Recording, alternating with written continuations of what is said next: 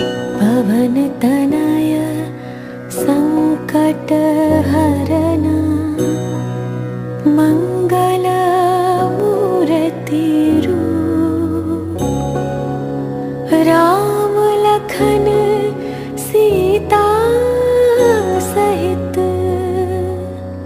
हृदय बसहु सुरभूमि हृदय बसहु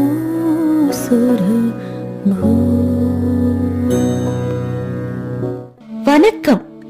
இன்னைக்கு ஹனுமன் சாலீசாவோட கடைசி தோஹால சொல்லி இருக்கிற கருத்துக்களை பத்தி விரிவா பார்க்கலாம்.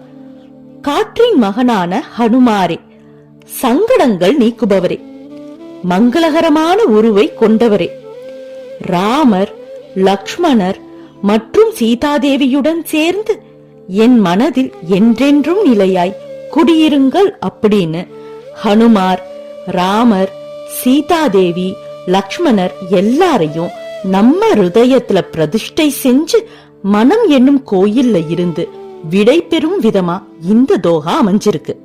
ஹனுமன் சாலீசாவை ஆரம்பிக்கும் போது நல்லா கவனிச்சு பார்த்தா வெளியே இருக்கக்கூடிய கடவுளை உள்ள அழைக்கும்படி தோஹாவை அமைச்சு அவரோட பிறப்பு, அவருடைய குணம், சக்தி மற்றும் புகழ், அவர் எப்படிப்பட்ட குணங்கள் இருக்கிறவங்க கிட்ட பிரியமானவரா இருப்பாருன்னு சொல்லி ஹனுமான் நம்முள்ள இருக்கணும்னா நமக்கான எண்ண மாற்றங்கள், அதாவது செல்ஃப் டிசிப்ளினையும் குறிப்பிட்டுட்டு அவர் நம்முள்ள இருக்கும்போது அதனோட பலன்களையும் கூறி வெளியே இருந்த ஹனுமான் மற்றும் தெய்வீக சக்திகளை நமக்குள்ள ஐக்கியமாக்கும் விதமா கடைசி தோஹா அமைச்சிருப்பாங்க. அகங்காரமும் சுயநலமும் அதனோட எல்லை மீறி போனா அதனால ஏற்படும் கிளேசங்களையும் விகாரங்களையும் எடுத்துரைக்கும் குருவா சிவபெருமான் விளங்குறாரு. அத கட்டுக்குள் வைக்கக்கூடிய நுணுக்கங்களை யோக சாஸ்திரம் மற்றும் சிவபுராணம் போன்ற நூல்கள் மூலமா இந்த உலகத்துக்கு எடுத்துரைச்சிருக்காங்க. அந்த காரணத்தினாலதான் கிளேசத்தையும் விகாரத்தையும் அழிக்கும் கடவுளா சிவபெருமான் பார்க்கப்படுறாரு. அதே போல நம்முடைய சுயநலம் தன்னுடைய எல்லையை மீறும் போது இந்த ஈகோசிஸ்டத்தோட பாதிப்புகளை நமக்கு உணர்த்துற விதமா பகவான் விஷ்ணுவோட உபதேசங்களை பார்க்க முடியுது. உதாரணத்துக்கு கைகேயி, ராவணன், ஏன் இன்னும் சொல்ல போனா உண்மை நிலை தெரியாம புரளிகள் பேசின அயோத்திய மக்கள், இவங்களால தான் தர்ம பத்தினியா விளங்கின சீதாதேவி மற்றும் ராமர் பல காலம் பிரிந்து வாழ வேண்டிய சூழ்நிலைக்கு தள்ளப்பட்டாங்க. இங்க மத்தவங்க சுயநலம் தர்மவான்களான ராமர் மற்றும் சீதாதேவிய பாதிக்குது அப்படிங்கிறது ராமாயணம் மூலமா நமக்கு உணர்த்தி இருக்காங்க. ஆக்சுவலி சொல்ல போனா செல்வ செழிப்போட வாழுற லக்ஷ்மியின் அவதாரமான சீதாதேவியையும் லக்ஷ்மிய என்றென்றுமே தன்னோட மனசுல வச்சிட்டு இருக்கிற லக்ஷ்மிபதியான விஷ்ணுவின் அவதாரமான ராமரையும் எந்த சூழ்நிலையும் பாதிக்காது.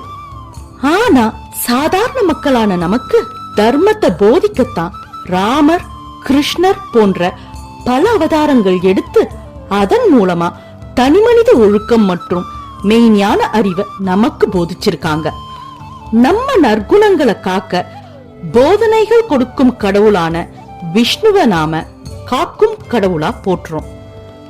இந்த தோஹால சிவபெருமானோட அம்சமான ஹனுமானையும் விஷ்ணு பகவானோட அவதாரமான ராமரையும் நம்ம ஹிருதயத்துக்குள்ளார என்றென்றுமே வாசம் செய்யும்படி கோரிக்கை வைக்கிறது மூலமா நம்மோட கிளேஷ விகாரத்தை அழிச்சிட்டு நற்குணங்களை காக்குமாறு வேண்டுறதாகவும் இந்த தோஹா அமையுது. சரி, இந்த தோஹாவோட மீனிங்க ஆர்டர் வைஸ் ஒரு தடவை பார்த்துடலாம். பவனு தனய, காற்றின் குமாரரான ஹனுமாரே, சங்கடஹரன், சங்கடங்கள் போக்குபவரே, மங்களமூர்த்தி ரூபு, மங்களகரமான ரூபத்தை உடையவரே, ராமலக்கன சீதா சஹீதா, ராமர், லக்ஷ்மணர் மற்றும் சீதாதேவியுடன் ஹிருதய பசகு சுரரூபு, என்னுடைய ஹிருதயத்தில் வாழுங்கள் என்றென்றும் என்னுடைய தெய்வீக அரசரேன்னு சொல்லி நம்முள்ள இருக்கும் இறைநிலைய கண்ணார கண்டு அனுபவிக்கும் விதமா இந்த தோகாவை அமைச்சு துளசிதாசர் ஹனுமன் சாலிசாவை முடிக்கிறாரு. நன்றி.